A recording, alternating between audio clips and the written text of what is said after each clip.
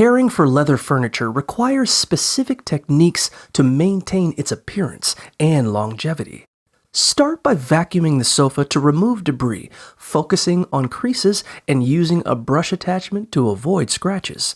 Dust the surface with a feather or microfiber duster, and for cleaning, use a homemade solution of equal parts water and white vinegar, or a commercial leather cleaner.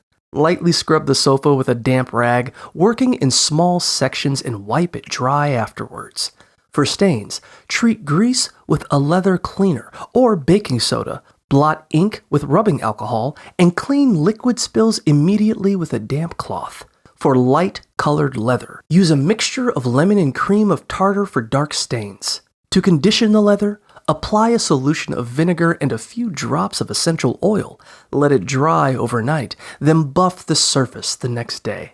Regular conditioning every 6 to 12 months will keep your leather soft and shiny.